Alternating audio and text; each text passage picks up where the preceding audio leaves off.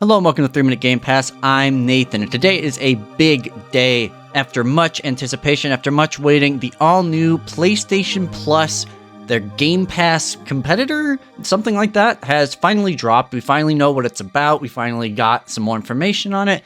And as someone who's a big fan of Game Pass, obviously, I just wanted to quickly kind of go over that and discuss my thoughts. This is all pretty much going to be off the cuff. I don't have any script for this, so if anything sounds weird or off, I apologize. Before I get too into this, I just kind of wanted to give a little preface. Despite this being a Game Pass channel, I don't actually care about console wars. I am too old and too tired to give a crap. Last generation, I was a PS4 guy. The generation before, I was an Xbox 360 guy. Before that, I was definitely a PS2 and then a PS1 guy. I don't really care. I go where the games are good. I go where the service is good. And that's kind of where it's always kind of boiled down for me. If you have a PS5 person, that's great. I love the PS5. If I could ever find one, I'd love one. Currently, this generation, I just like Game Pass. That's why I'm on Xbox.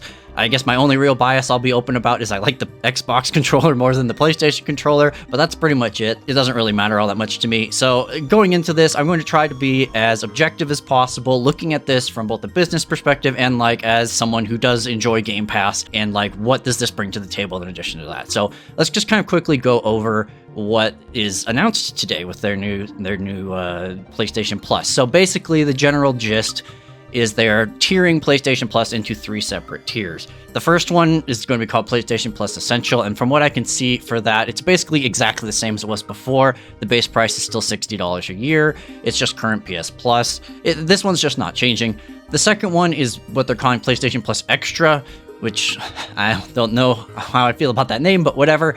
Basically, this will add a catalog of 400, with an asterisk on it, of the most enjoyable, whatever that means, PS4 and PS5 games.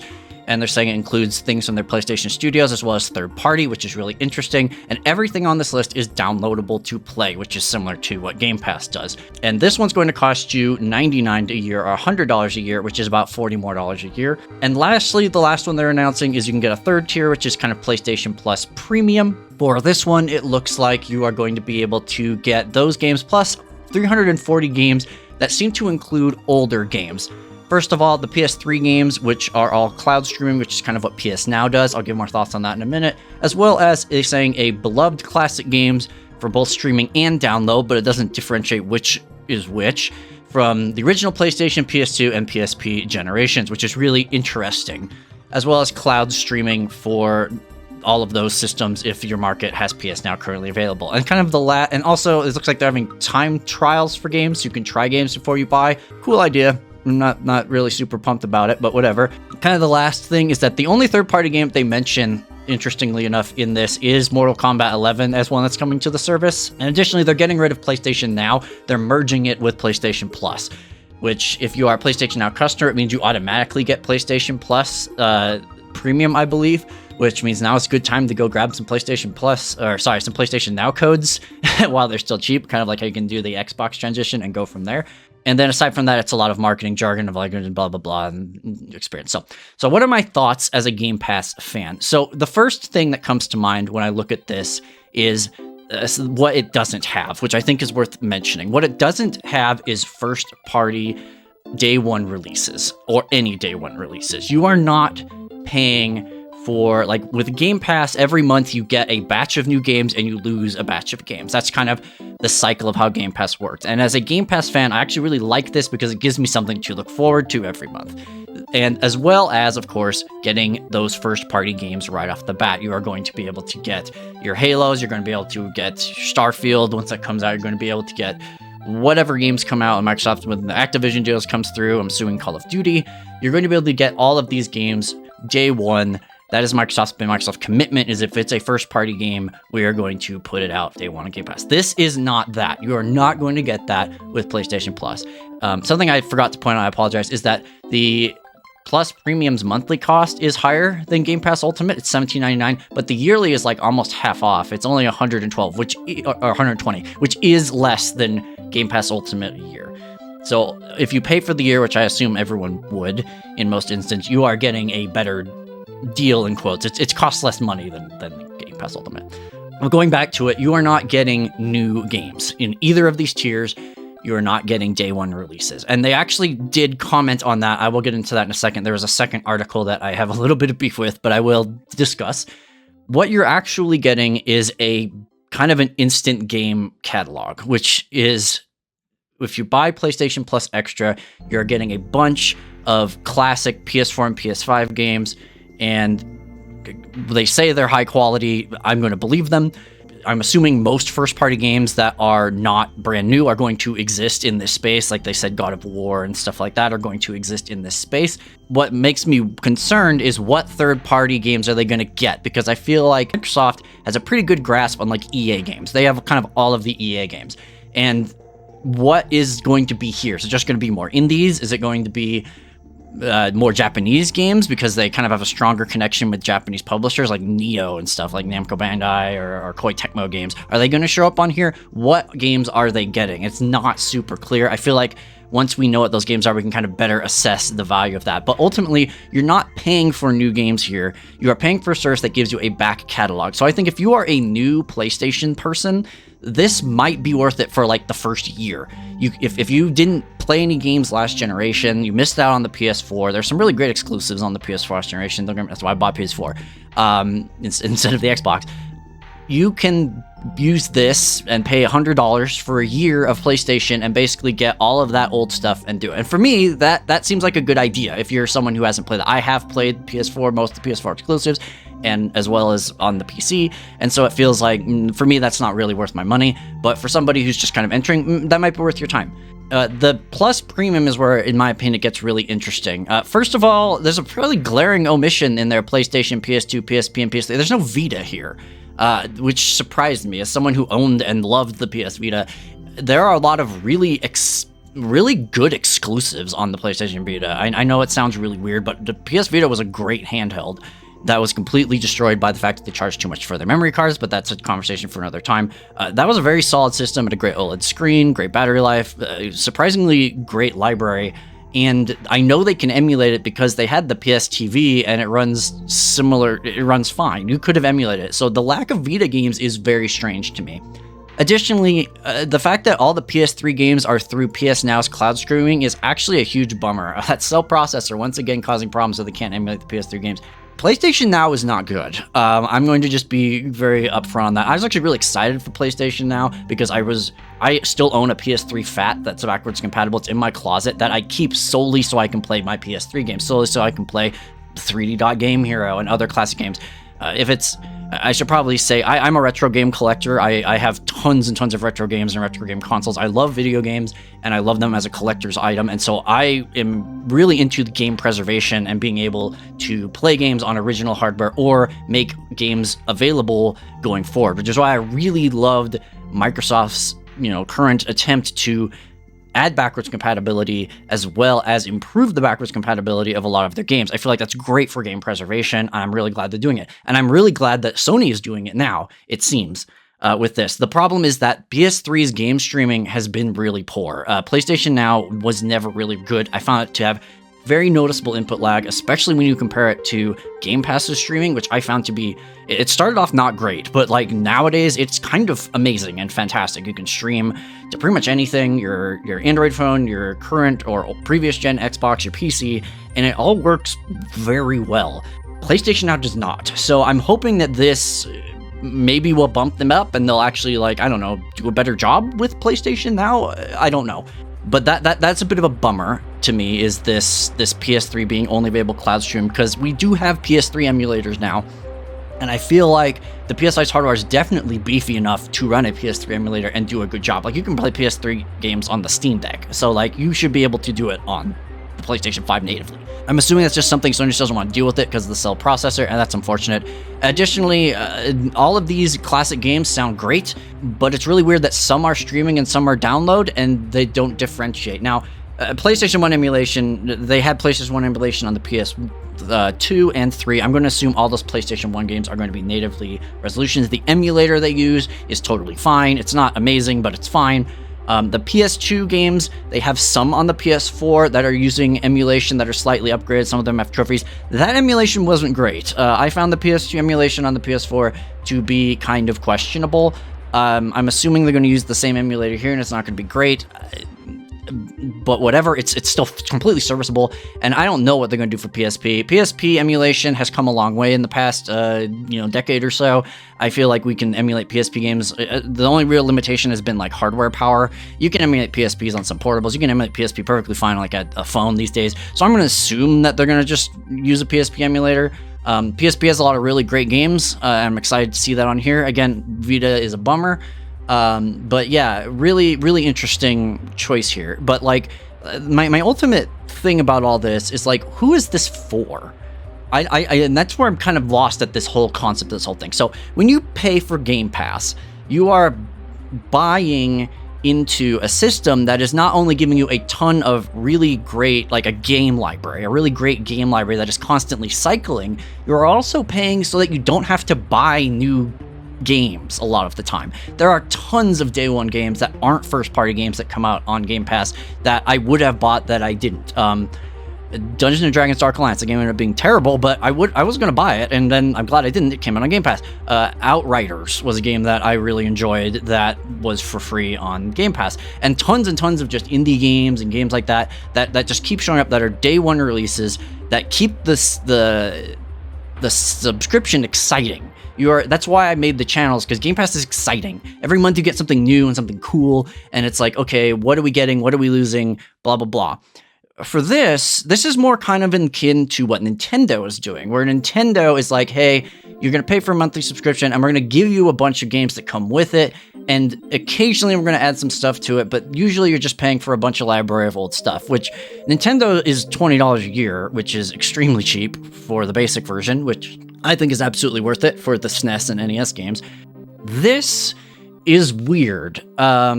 If you are a PlayStation fan, you probably bought most of these games already, so why would you pay more for them? It doesn't fit the same kind of niche that Game Pass does. And for this one, I do kind of get this one where if you're like a big PlayStation fan and you really want to play some old games, the premium kind of makes sense, but not really at that price. Like, I would personally, if I were to pick a subscription, I would pick one that actually just had the old games. I don't really care about the new PS4 and PS5 games because I've bought most of them already. And it's like, what's the point of paying more for games I already own? Unless the third-party games are like really good, what's the point? And especially since it looks like they're not going to be changing the games up. It seems like they're just, you get what you get and that's the end of it. I could be wrong. They could start adding or removing games. I don't know. But I feel like if that's something that they were going to do, they would have mentioned it somewhere on here, because that's again a huge draw of Game Pass. It's a weird choice, and so I'm kind of confused as to who this is for. Now, to be clear, because of that, I don't actually view this as a Game Pass competitor. I view this as more of a instant games library type situation for new PlayStation owners to pay to have access to some older games and get in on that, and that's totally fine, for a less cost than Game Pass Ultimate, because this is ultimately a lot cheaper than than Game Pass Ultimate, if you look at it, if you purchase it for a year. But there really isn't anything here that excites me. Now, something that really has bothered me, and so I'm whelmed, I guess would be the term. I'm not overwhelmed. I'm not underwhelmed. I'm not overwhelmed. I'm not. It just kind of is a thing, and something that I want to address is I do follow the PS5 subreddit. Again, I don't really care. I'm console agnostic to a certain degree. But what bothers me is a lot of people on there are saying things like, oh, Game Pass is just, they're going to have these curated games, so they're going to be much better. And Game Pass sucks. And it's like, here's the thing. Game Pass's games are good. Like, there are some stinkers on there, but like, if you've watched my channel, where I do a very thorough investigation of these games, there's more must plays than there are maybe considers, and definitely more don't bothers. I feel like Microsoft is definitely curating that, and the games they put on there are good. The thing that I think Sony could do that has an edge is have more Japanese exclusive games. That's actually why I bought a PS4, is a lot of visual novels, games like Neo, games like 13 Sentinels, a lot of Japanese games that I really liked ended up not even considering the Xbox because it just doesn't really exist in Japan.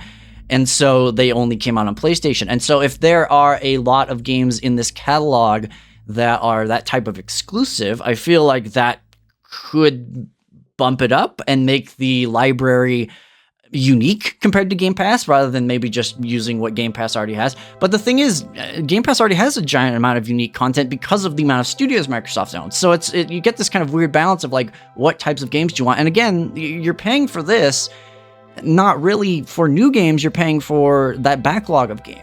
So yeah, very weird coming from PlayStation. I don't feel like this is attempting to compete with Game Pass. Like, it clearly is. Like, this is clearly a response to Game Pass. But like, from what they're doing, this doesn't feel like any way competitive with Game Pass to me. It's not even in the same ballpark. To me, this is more like, Nintendo Online, where it's like, here's a bunch of older games that you can play. And that's fine. It's just odd, since you get both with Game Pass. And so ultimately, I think it comes down to the library. Like, which library, if you want to have a big library of games that you have access to that you're paying for monthly, like Netflix or whatever, which library do you like better? Do you like the Japanese-focused PlayStation games, or do you like the Western-focused slash like new release type games? New release third-party and/or Microsoft first-party games that you get from Xbox. I think that's really going to be the ultimate dividing line here. The other article I read, that's kind of all I have on this. Please share your thoughts. I'm curious what you guys think. The other article I read was this one, which kind of pissed me off. Not really. Again, don't really care, but it was just it's really marketing drivel. Where basically, I'll give the summation of the article, is that Jim Ryan was like, they pretty much asked him, like, why aren't you putting your new games straight on the PS Plus? And his basic argument was, well, if we do that, our game quality will dip, and they will be worse games, and so we're not doing that, which was both an attempt to deflect the fact that they're not putting, first-party new releases on their subscription service, as well as kind of be like a sideways jab at Xbox, to be like, hey, look, they're releasing their games first party, and that must mean they're worse. Now, people are eating this up. This is drivel, okay? Let's just be clear. This is not true.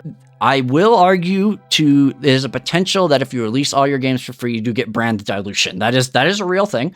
When you release stuff, I used to self-publish books, and if you publish Kindle books for free, they actually generally sold, in quotation marks, worse than if you charged $1, because people were like, oh, if it's $1, it must be worth more than the free thing. You'd think the free thing would go better, but actually charging a little bit for it ended up working well.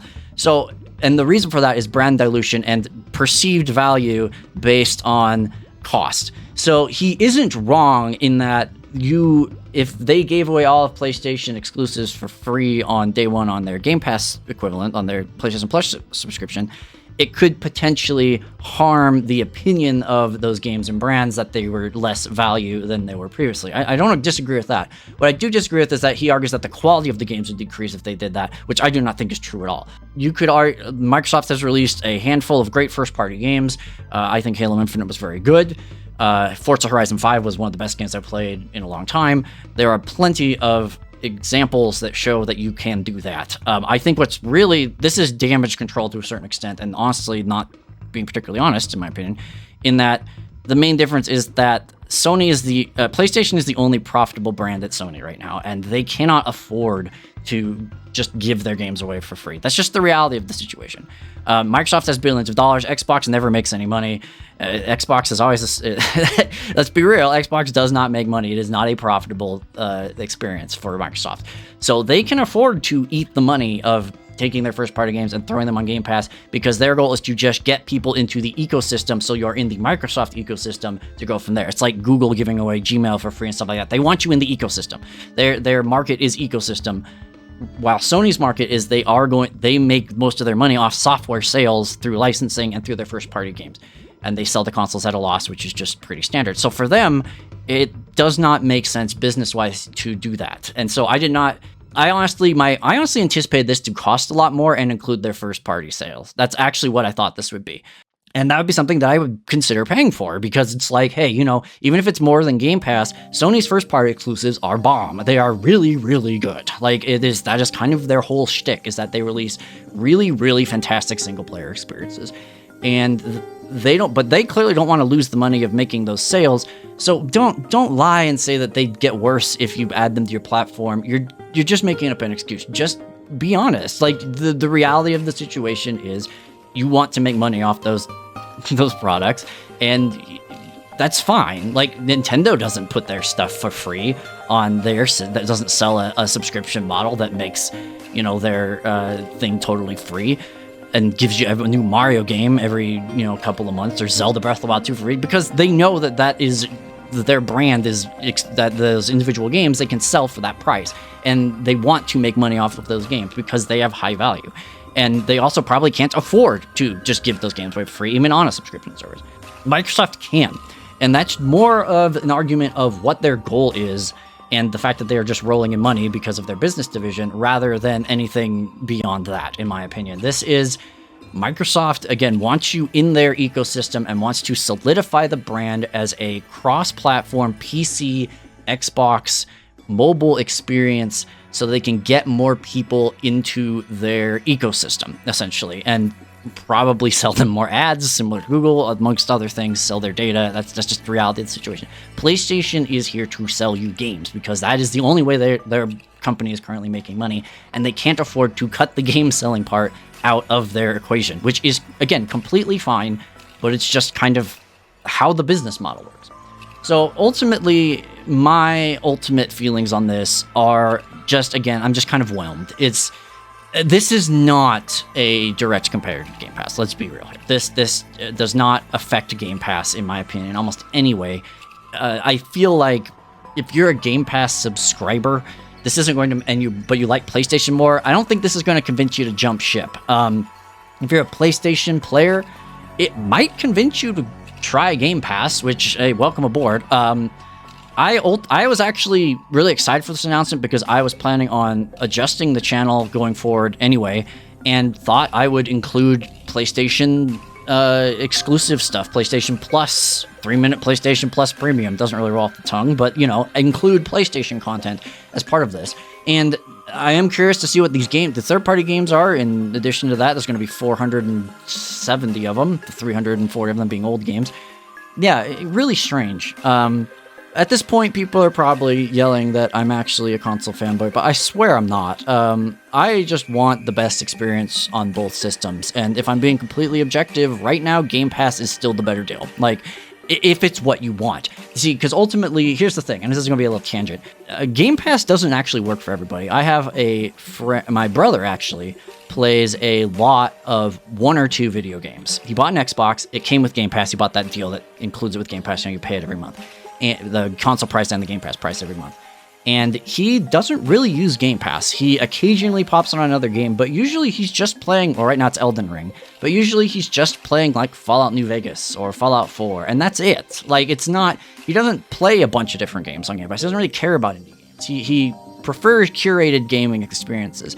And for him, the PS4 was the perfect console, right? Because he specifically just got those specific experiences, those very high quality single player games is what you get from the PlayStation brand. That's kind of what you get. Whereas with Xbox, if you're the kind of person who likes playing a lot of games, and new games and old games and indie games and all sorts of other games, Game Pass is like the perfect thing. This is how I play games. So this to me was perfect. Game Pass was the perfect thing for me. It was like tailor-made for me.